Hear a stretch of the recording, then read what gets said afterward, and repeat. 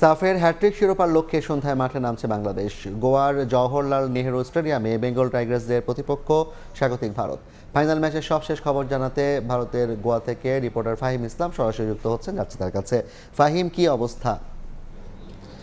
বাংলাদেশ নারী ফুটবল দলের সাফের যে হ্যাট্রিক শিরোপার মিশন, সেই মিশন আর কিছুক্ষণ পরেই কিন্তু বাংলাদেশ নারী ফুটবল দল মাঠে নামবে এবং কি এরই মধ্যে আসলে টিমবাজ যে পণ্ডিত জওহরলাল নেহরু স্টেডিয়ামে সেখানে এসে প্রবেশ করেছে। আমরা নারী ফুটবলারদেরকে দেখেছি, তারা বেশ চনমনে এবং উজ্জীবিত। আসলে এই ম্যাচের আগে দলের একটা ভঙ্গুর অবস্থা ছিল, তবে শক্তিশালী নেপালের বিপক্ষে একটা দারুণ জয় পুরো দলকে বদলে দিয়েছে। আসলে আর কিছুক্ষণ আগে কিন্তু আসলে বাংলাদেশ দলের যে ফাইনালের যে একাদশ, সেই একাদশটাও কিন্তু দিয়ে দিয়েছে। সেখানে আসলে দুই পরিবর্তন এনেছেন হেড কোচ পিটার বাটলার। আমরা আগেও জানিয়েছি যে আসলে পরিবর্তনটা আসতে যাচ্ছে ফাইনাল ম্যাচে। সেখানে যেই পরিবর্তনগুলো ধারণা করা হচ্ছিল সেই পরিবর্তনগুলোই এলো। আসলে যে তহুরা খাতুন নেপালের বিপক্ষে দুর্দান্ত ম্যাচ খেলেছিলেন, তার নামার পরেই কিন্তু আসলে খেলার গতি বেড়ে যায়। সেই তহুরা খাতুন শুরুর একাদশে জায়গা করে নিয়েছেন এবং কি রাইট উইংয়ে প্রথম দুই ম্যাচে একবারে নিষ্প্রাণ থাকা শামসুন নাহার জুনিয়র, তিনিও আসলে কিন্তু একাদশের সুযোগ পেয়েছেন শুরুর একাদশে। সেখানে বাদ পড়েছেন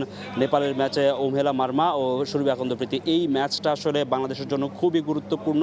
হ্যাট্রিক শিরোপা জয়ের একটা সম্ভাবনা এখানে আছে। এখান থেকে যদি হ্যাট্রিক শিরোপা যদি জেতে, তাহলে বাংলাদেশ দল ইতিহাস গড়বে। তো বাংলাদেশ ভারত ফাইনাল নিয়ে, হাই ভোল্টেজ ফাইনাল নিয়ে ভারতের গোয়ার পণ্ডিত জওহরলাল নেহরু স্টেডিয়াম থেকে। এই ছিল আমার যেখানে আসলে বাংলাদেশ নারী ফুটবল দলের যেই প্লেয়াররা রয়েছেন তারা কিন্তু বেশ উজ্জীবিত। এবং কি ভারতের কথা যদি একটু বলে যেতে চাই, ভারত কিন্তু আসলে তাদের যেই 2019 সালে সাফের শিরোপা জয়ের পর কিন্তু তারা আসলে আর সাফের শিরোপা জেতেনি।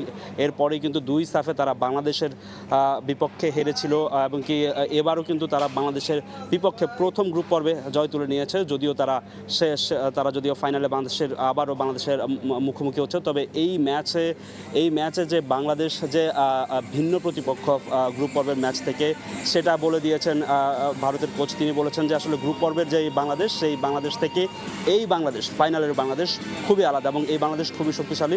তবে ভারতের একটাই লক্ষ্য, আসলে যেহেতু তারা স্বাগতিক, সেই স্বাগতিক তকমা কাজে লাগিয়ে তারা কিন্তু আসলে তাদের যে হেক্সা মিশন সাফের, সেই মিশনটা ধরে রাখতে। একটা জিনিস জানিয়ে রাখতে চাই, আসলে এই মাঠে এখন পর্যন্ত দর্শকের তেমন কোনো আনাগোনা দেখা যায়নি। তো বাংলাদেশ ভারতের হাই ভোল্টেজ ফাইনাল নিয়ে এই ছিল পণ্ডিত জওহরলাল নেহরু স্টেডিয়াম থেকে আমার কাছে সবশেষ খবর।